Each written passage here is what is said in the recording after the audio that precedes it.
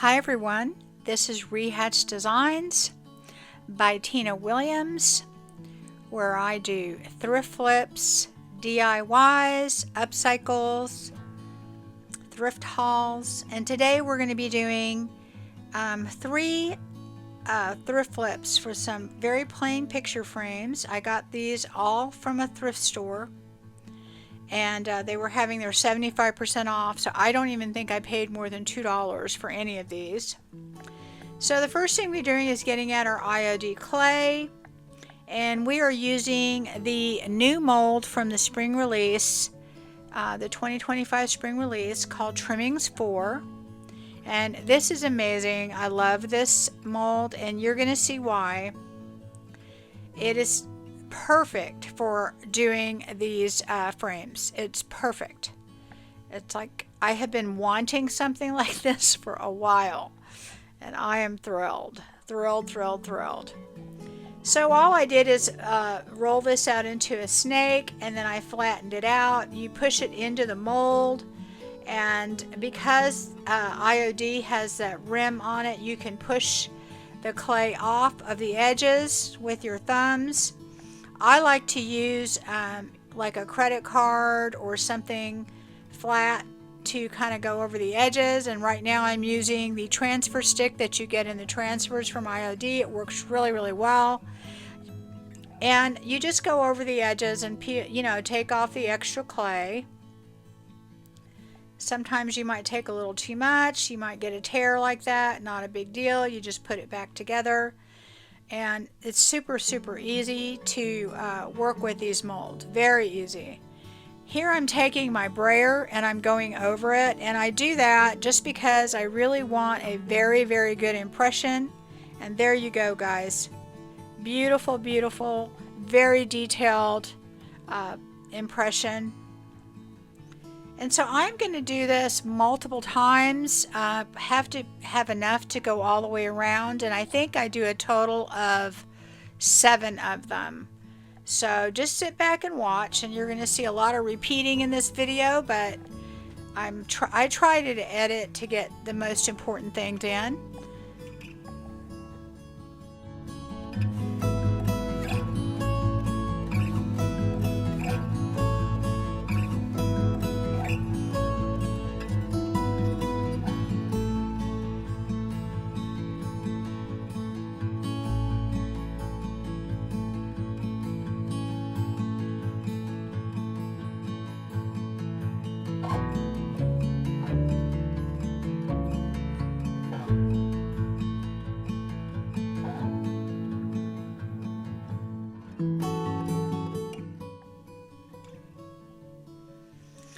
So one thing I always do to keep my clay fresh is I have a cotton rag that I mist, and I don't get it soaking wet, I just mist it, and I put it in a baggie, and then I put my clay in a separate baggie, and I put both of them in that one baggie, and it stays fresh and perfect every time. So the great thing about these castings is that IOD makes them to where you can put them together, where you see that little zigzaggy that was in the middle, and so it looks pretty seamless. And all you do is figure out where you want those. What I do is I place all of my castings around and kind of stage it to decide how I want them, and I go all the way around. And then I do the corners, and the way you do those is you overlap them, and then you just take something to cut them, and I figure out right where the corner is, and I cut through both pieces, and there you have a nice mitered corner, and it looks really professional, and by the time we put these on and put them all together, it'll look fantastic. So all I do is I keep piecing how I'm going to want them, and I'm going to go do all of my corners, and I just keep repeating the process.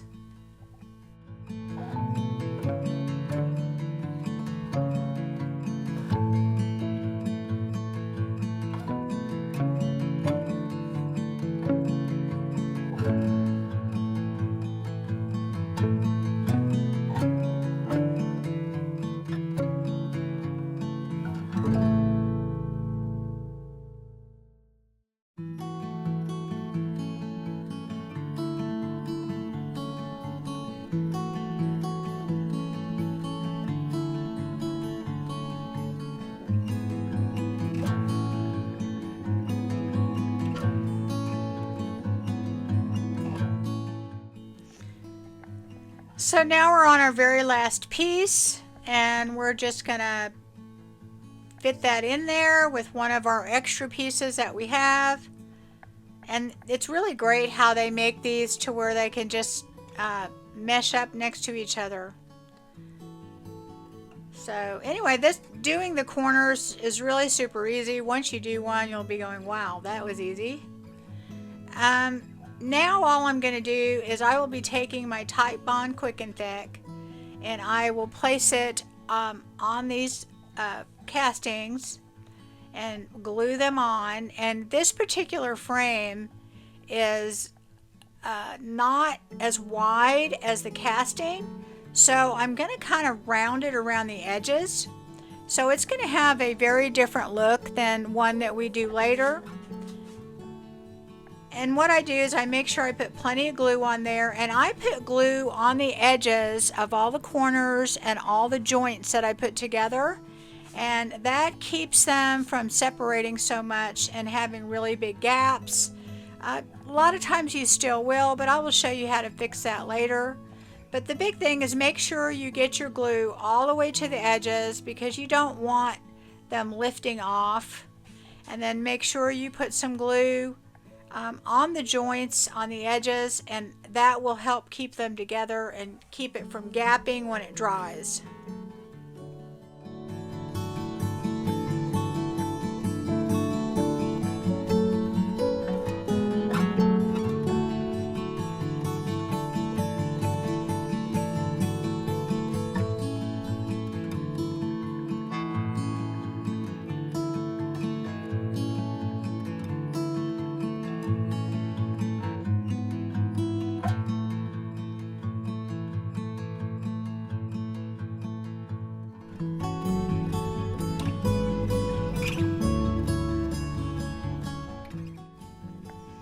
There's something so therapeutic with working with clay, and I was having a really stressful day. Nothing horrible, but you know, just the new IOD release was really good, and thank you guys for ordering from my website. I really appreciate it.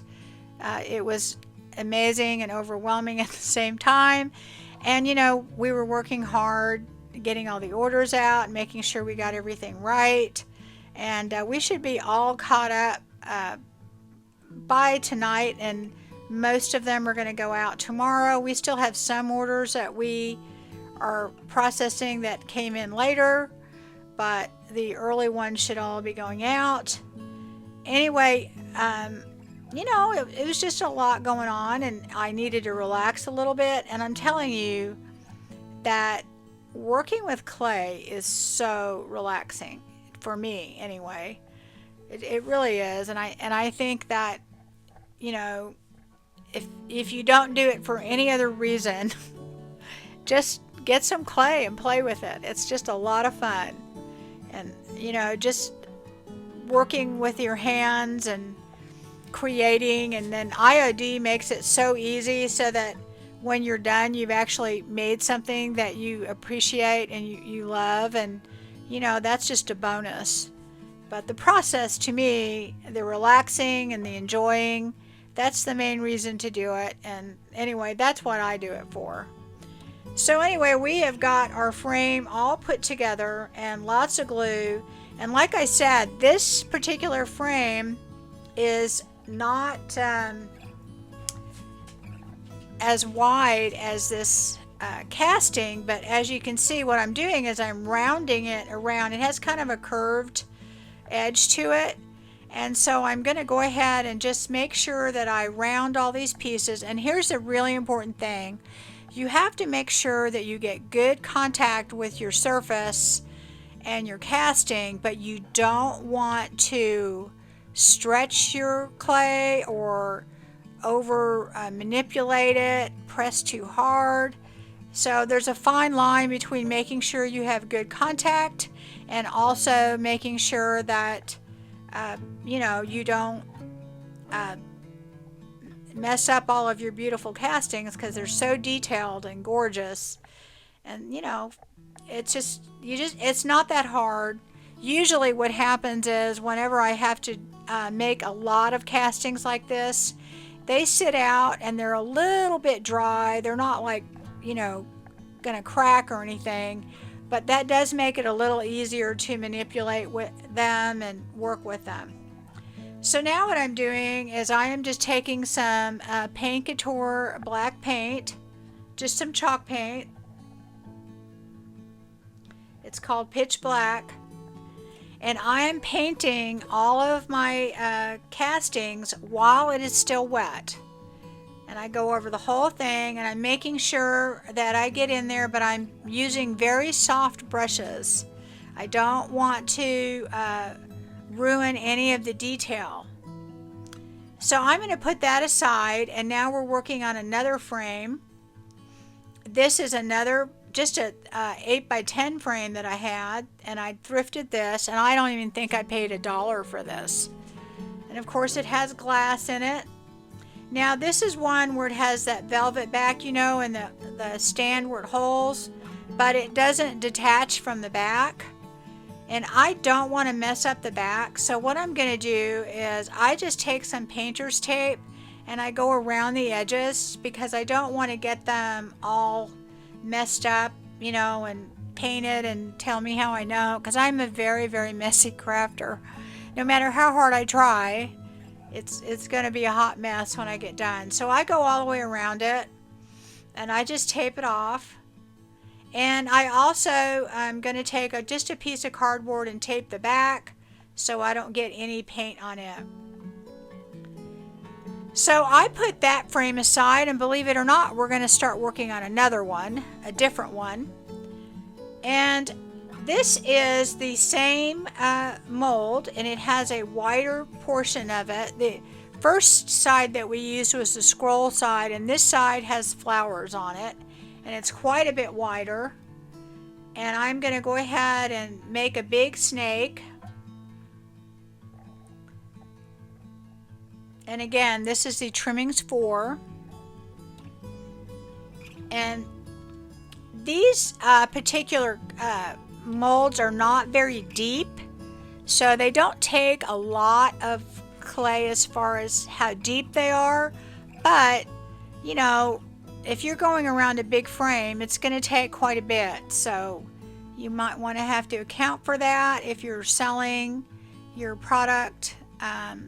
I will tell you that whenever I make something that has a lot of clay in it, I usually always get my money back and then some.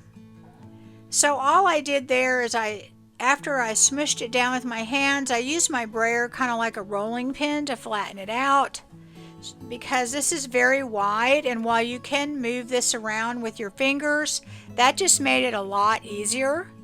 So I'm going to go ahead and push off the clay with my fingers and get all that off, and if I have a spot where I need more, I just move it around. And I'm again going to use my transfer stick to take off some of that extra clay. And you can see how I'm doing it. I'm just dragging it. And this one has a really different kind of edge. It's not a straight edge. It's very staggered, because it has like the little leaves and things. I absolutely love it. I absolutely love it. I can think of so many applications with this, but I wanted to kind of stick to one thing that I could show you that you could use this on. I had a subscriber asking me about redoing frames. I think it was 2 videos ago I showed how I had redid some frames, and I showed him one that I had done quite a long time ago. I didn't show them how to do it, I just showed them the frame, and I had used several of the trimmings molds on that. Well, the beauty about these is the fact that they are so wide that I am going to get to use this on a very, very wide picture frame, and just have to use the one, and it's going to look gorgeous. It's going to look absolutely gorgeous. So I'm going through the same motions that I did on the other ones, and I'm turning this over to flip it out, and look how gorgeous that is. Is that not absolutely beautiful? So of course I'm going to do that over and over, and I'm not going to bore you with that. So this is the frame, and this is just a pressboard frame that was painted, you know, that bright gold. You've all seen them, kind of like from the 80s. But it's a really big picture frame. It's kind of long and lanky. And I'm going to just start putting my pieces on there. And as you can see, these pieces connect with each other. There's a little gap where you put them in, and you just go ahead and piece them together. And that's what's so beautiful about them, is it's seamless. You can't really tell where the gap is when you put them all together. And this is going to fit over the frame, and there's a little indentation where it's curved. And what's so great about using clay is you can manipulate it to form to this frame, so it can go in that little indentation and just look like it was made, like it was molded, you know, just like it's carved wood when you're done. So again, we're going to do the corners, and it's a little bit different on these. It's a little bit wider, and I'm kind of manipulating it where I want it and figuring out what I want. It's not exactly on the corner, but I wanted to kind of get that little piece on that edge. I didn't want to cut that off. And you can see there's a little gap there, and I just take a little piece of a leaf and I put it in there, and I know that it will, later you won't even really be able to see that. And I'm going to put that all together. And there's another little gap you can see right there on it, but I don't worry about any of those, because I just go back in later and I just take little pieces, little extra pieces, and tear them off and glue them on, and it fills in all those little gaps if there are any. So I'm going to do that all the way around, and it does take a little while because this is a big frame. And I make sure on the inside and the outside that I'm kind of on the same spot so it looks even. And like I said, the corners are a little bit different on this one, but it's the same principle as we did before.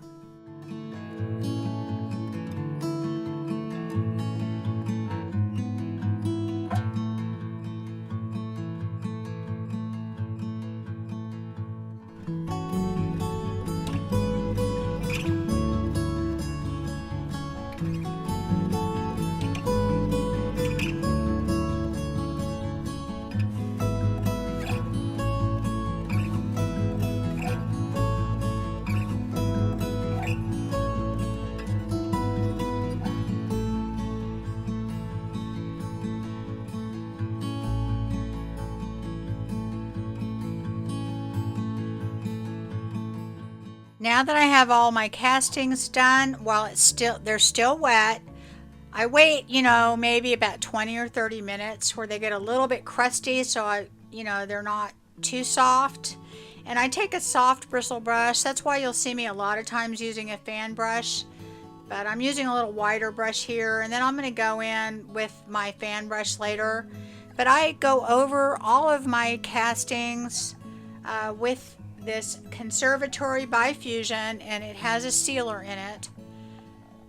And I will leave these overnight to dry. And now I'm going to work on that other frame that we had taped off in the back earlier. And so I'm using the smaller portion of the trimmings for mold. But it's going to look a little bit different on this frame because we're not going to round it, and we're also going to do something else different with it. So again, we're going to go through the same process. I just can't get over how beautiful these are, and I absolutely love the width of these. You can already see, look at that, perfect. And I know you guys have seen these frames all over the place, right? And you probably pass them up because they're not wood or whatever. But when you see how beautiful this is when we get done, guys, you're going to be buying these up all over the place. So anyway, I'm just going to be quiet, and I'm going to let you watch what I'm doing here because it's a repeat. And just sit back and enjoy.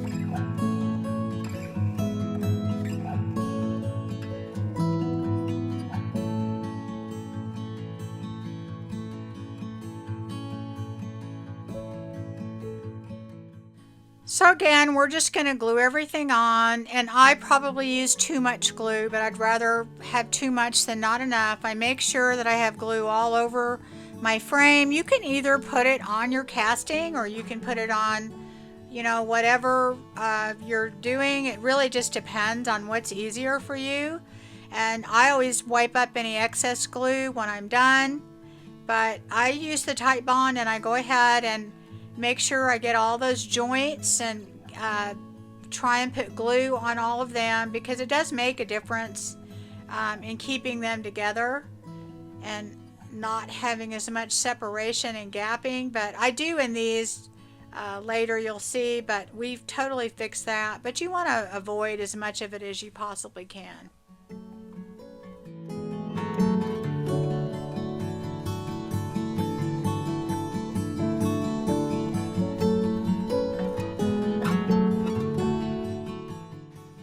Okay, now I have out the mold called Classic Elements, and this is a classic.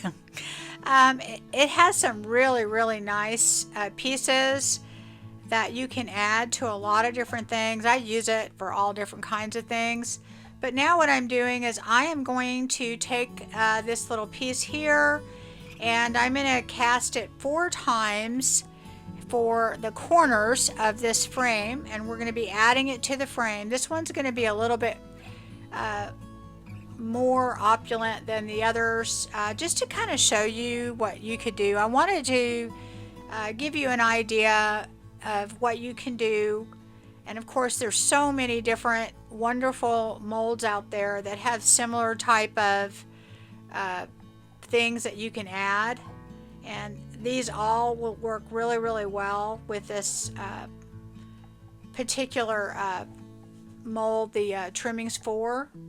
I'm pretty excited about it. So when you see these when they're done, I think you will be too.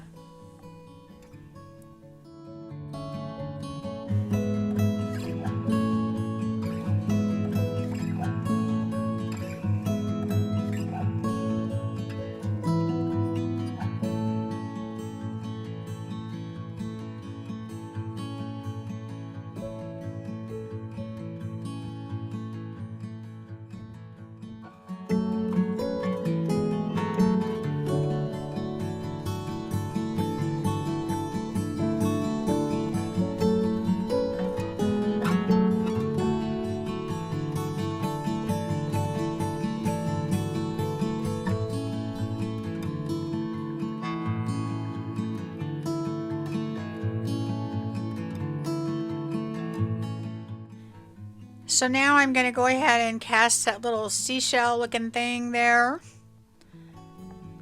If you notice the other pieces that I cast, they have that kind of same shell thing. They all kind of coordinate. And this is really easy. Like I said, these IOD molds are great. I tried to do air dry clay years ago with some molds that I got off of Amazon, and I had a horrible time with it, and I just said forget it, you know. And after I got my first IOD mold, I was just amazed at how easy it is to use. So this is another one of the new molds from the 2025 spring release, and this is called Vintage Brooches. And I am going to cast one of these brooches.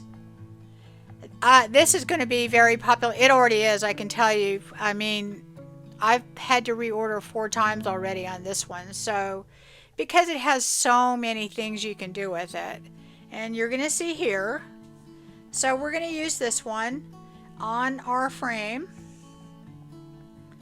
So we'll just go ahead and go through the same motions again. And I'm telling you, use your cornstarch. You can get even the trickiest pieces out. So I'm kind of placing them kind of sort of where I want them on my frame. And see, this frame is the same casting, you know, in the trimmings 4 as that other frame that we use kind of rounded, but it looks really different, I think. Anyway, what I was showing you is I have the new stamp set called Insignia, and these beautiful letters. And I was going to put the L in the middle of this, but then I changed my mind and I got out apothecary labels. And this one has smaller letters so that I can spell out the word rabbit in French. And I'm going to line them up how I want them. And you know, now that I'm thinking about it, when I got all done, I thought about what I could have done is there is several other pieces in some of the other stamp sets where they have all these beautiful flowers and scrolls and other things. I could have stamped that above and underneath, but you know, I didn't. But that would have been something to do because I had enough room there to do that. So after I did that, I went ahead and put some glue on all my extra pieces, and that Tite Bond will attach it to that. You want to make sure that you get it attached well, but like I said, there's a fine line between making sure you get it attached and not smishing your castings. And anyway, I'm just going to glue them all on.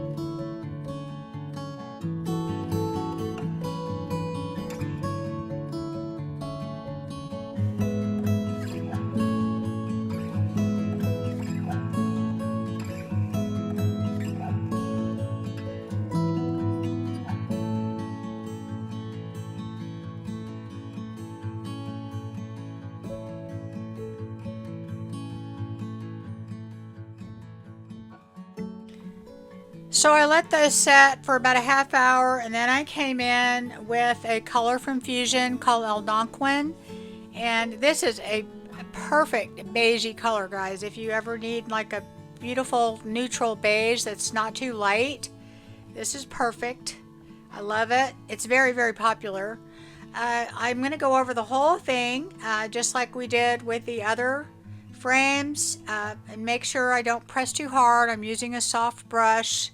And you know, you don't need perfect coverage when you're doing this. The biggest reason you're doing it is it helps prevent some of the cracking. So I go over the whole thing, and then I let this sit overnight just like I do the other ones. And now this is the next day, and they're all dry, and I have mixed some of that Algonquin with some salt wash, which is an additive that you use to make texture in your paint. It doesn't change the color of the paint, but it will make it texturized. And I'm going to go ahead and take that mixture and go in where all of my castings are, and wherever there's any gaps between the casting and the frame, or the casting and another piece of casting, I go in and I fill in all of those gaps so it makes it look seamless. Or if there's any like little cracking anywhere, this works really, really great to fill in all those spots. Like maybe in the corners you might have a little gap or whatever, and that will fill it all in. And anyway, the salt wash, I love it. I use it all the time, and it has so many different uses. But anyway, I will take it and fill in all those little cracks and all those little gaps, and make this look seamlessly like it's just one beautifully carved frame. So after that's dry, I'm going to be mixing up some Sweet Pickins milk paint. And this is the new Jamie Ray Vintage collaboration paint, and this is called Antique Ironstone. It's kind of an off-white. It's a great color to use if you're into that vintage look and you don't want the white and or too gray. It really is a more of a beigey color, but it's very contrasting to the Algonquin that we've already used. So milk paint is equal parts water to powder. It comes in a powder form, and you wait about 10 minutes. I don't always do that, and it gets kind of thicker, and you go over your piece just like you would. It's a little bit thinner than regular paint, but it works really well for making very authentic aged looking things. And I am going over this, I would say kind of dry brushing, but a little bit more than dry brushing. I'm not trying to cover the Algonquin that we already put down, but I am trying to cover most of this piece. And I'm going to go over the whole thing, and I'm going to leave quite a bit of it that's not covered intentionally, and go over the whole thing. And that's all we're going to do, one coat.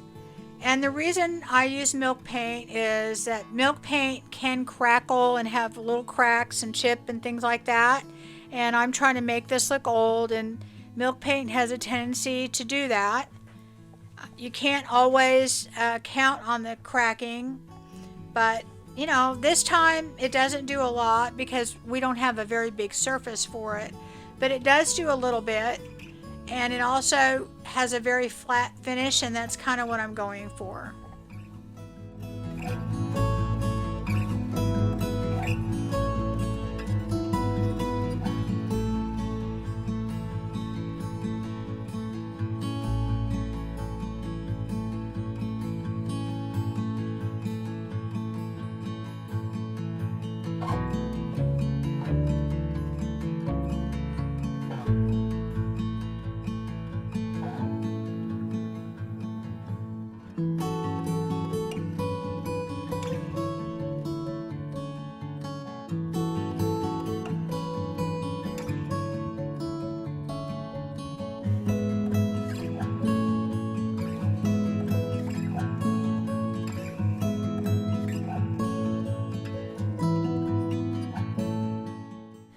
So I make sure I get all the sides and everywhere else, and as you can see I left a lot, and I'm going to put that aside to let it dry, and I do spray that with a clear coat when I'm done, a matte clear coat.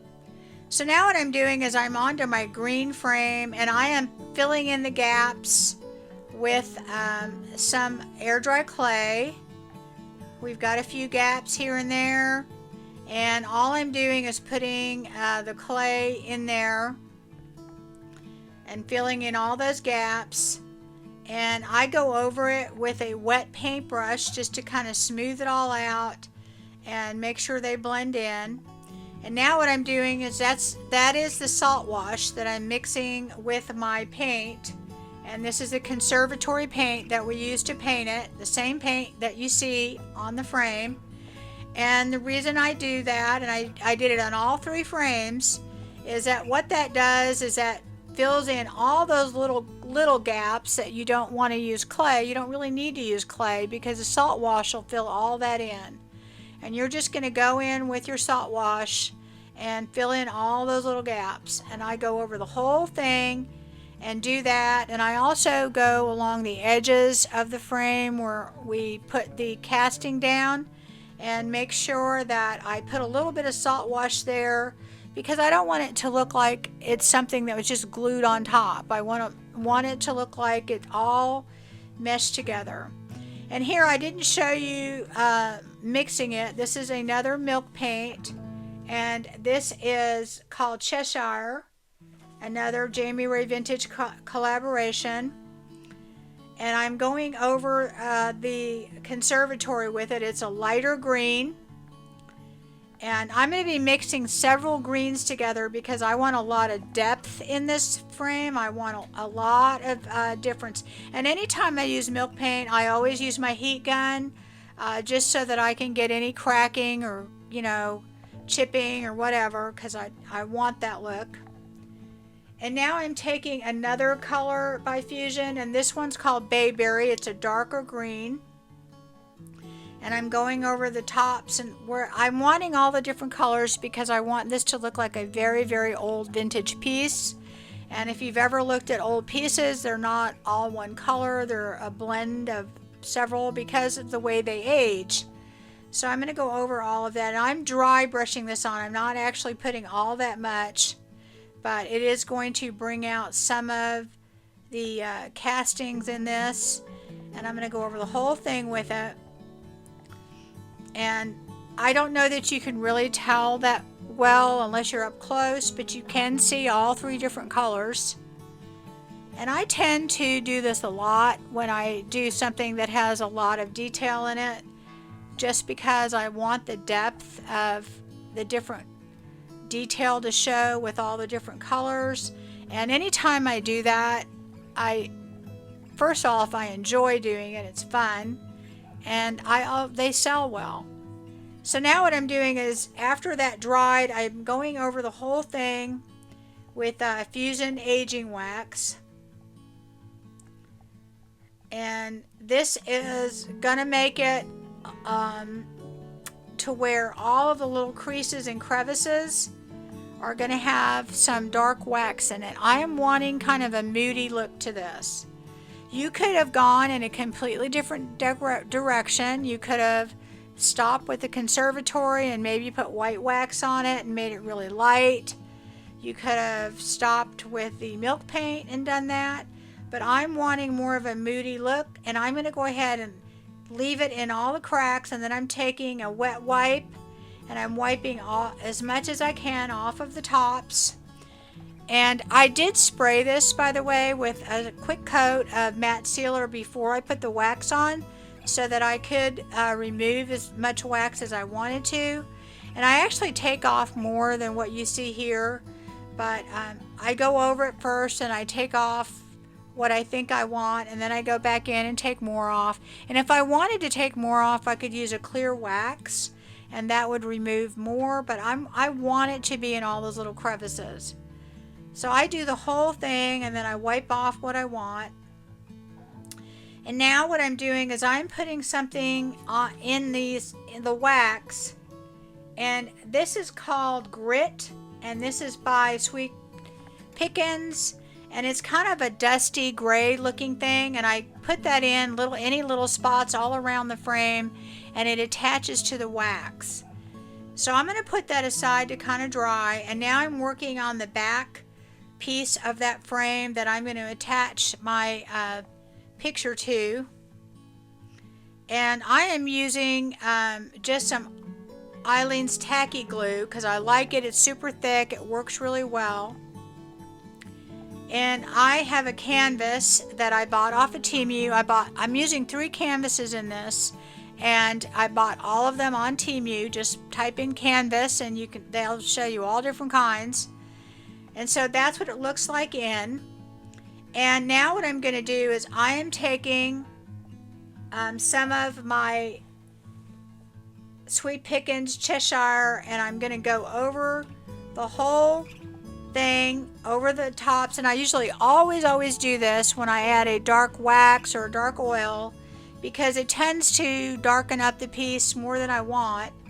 And I just almost always go over it with like a fan brush and just hit all of the tops and lighten it up again. And I'm going to go over it with that. And I also go over it with a little bit of that conservatory too, and just lighten up the whole piece, because I really do want the dimension of all the different colors. And I make sure I hit all of the dark spots, but I don't want to get where the wax is on the inside. I'm just trying to hit the tops, because I really do want this to look like a vintage piece when it's done, and I want that darkness in the other pieces. Like I said, if you don't like that portion, you could always skip that.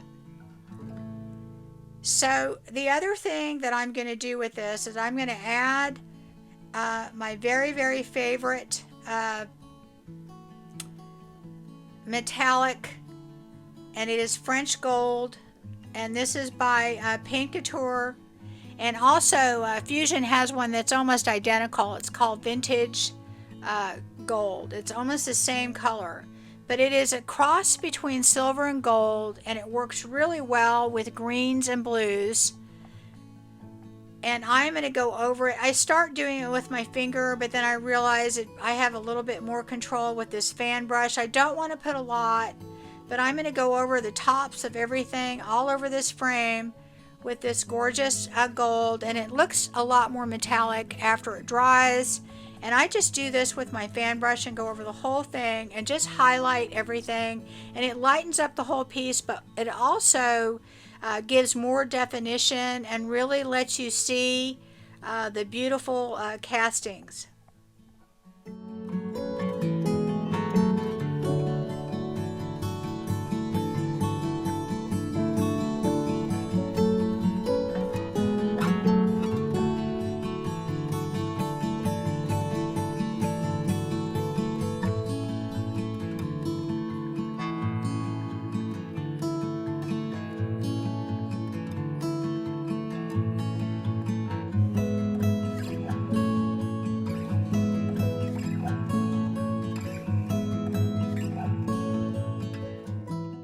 So now we're finishing up our last frame, and there was some really big gapping in there, so I must not have put enough glue, but not to worry. I just put some air dry clay in there. I take a wet paintbrush and I smooth it all in there, and you will not even notice it later. So you don't have to worry about that if that happens. So after I dry this, I usually just use my heat gun and dry the clay, and now I'm going to go back in and I'm going to touch up all of those pieces, and I am just going to go ahead and use a little bit of that black paint with a tiny bit of salt wash and do basically the same thing that we did on the other ones, and just do a touch up all over. So after I do that and I let it dry, I'm going to go ahead and go over the entire frame with Dixie Belle's Patina, and I'm using the bronze patina, and I'm going to go over the whole thing. And I don't care if it's a perfect coverage. I really don't. I painted the black to begin with because I didn't want to waste the patina. It costs a little bit more. And also I like the idea of some of the black peeking through. I think it looks really good. So I'm going to go over the whole thing with this bronze, and then I'm going to let it dry completely.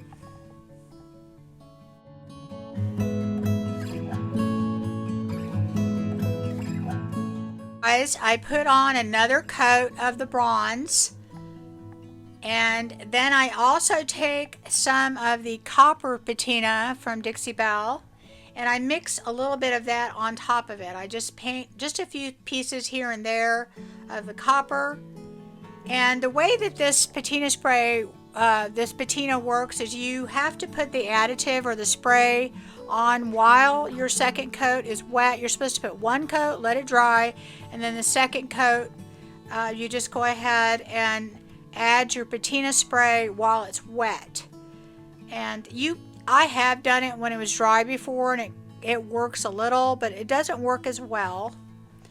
And I'm going to take I'm not covering it with copper, I'm just putting little spots here and there. I love the effect of multiple looks of metallic.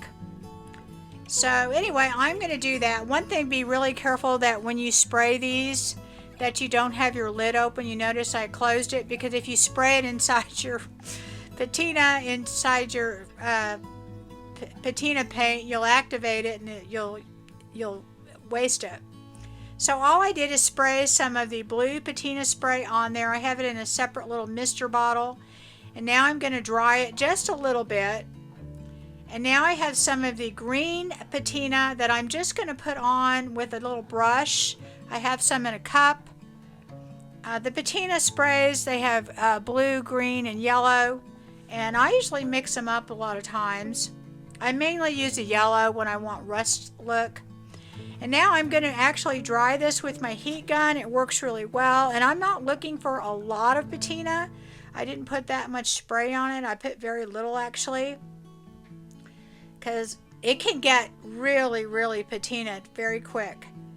So after that's dry, I'm going over the whole thing with bronze gilding paste by Dixie Belle. And I also take a tiny bit of Rub and Buff, the antique gold, and go over it also, just to give it even more dimension, and it really, really picks up on all of those highlighted areas, and I love having multiple metallic looks on there. So now I'm taking the glass that goes with that frame, and here is my picture that I'm going to use. And obviously it's a little too big, and I always use the glass to trace around, and then I just cut it out. And I'm going to glue this on like the other one, but first I had to iron my canvas, and I just used some parchment paper to do that. And now here they are all finished, and this is our first one. This is the little rabbit that I popped in there. And I love this frame. I think this might be my favorite. And look how detailed that is and how beautiful it is. And all we did is just, it was actually so easy on a $2 frame, plastic frame, and we made it into this.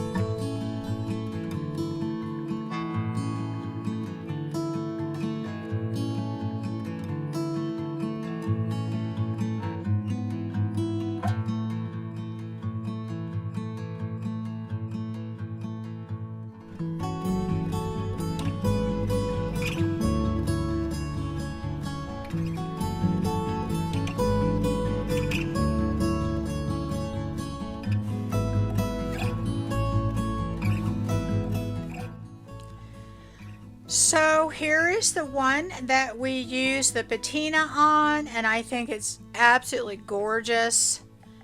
There's no way that you would know that that was just a cheapy little wood frame.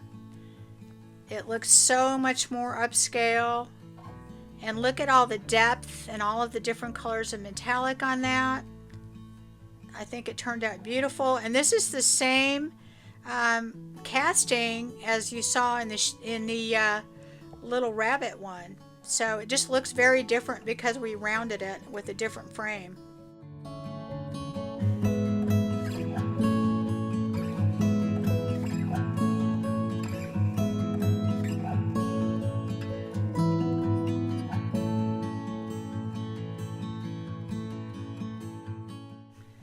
And so here is that big picture with the roses in the frame. I think it turned out fantastic. I think it goes wonderful with the picture itself, all the flowers, and it has a very vintage look to it. And I do think that that little touch of French gold was perfect for it.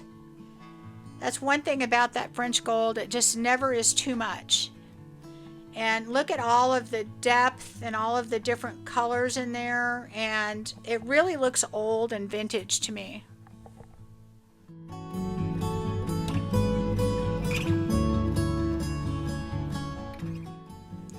I hope you enjoyed that, and if you did, please give me a thumbs up, a like, a share, and think about subscribing. It would be greatly appreciated. And if you're in need of any craft supplies, you can purchase them on my website, rehatchdesigns.com.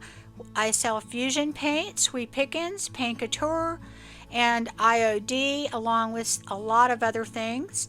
And we just restocked on the new IOD, so it's all there. And you do get 10% off if you are a new user. And if you subscribe to my website, you'll be given a code so that you will get 10% off even if you're not new, and free shipping over $50 and flat rate shipping of $8 under $50. So if you need some supplies, take a look there. And I hope you guys enjoyed this, and I will be seeing you again very, very soon. And I appreciate all of you. Thank you very much. Bye-bye.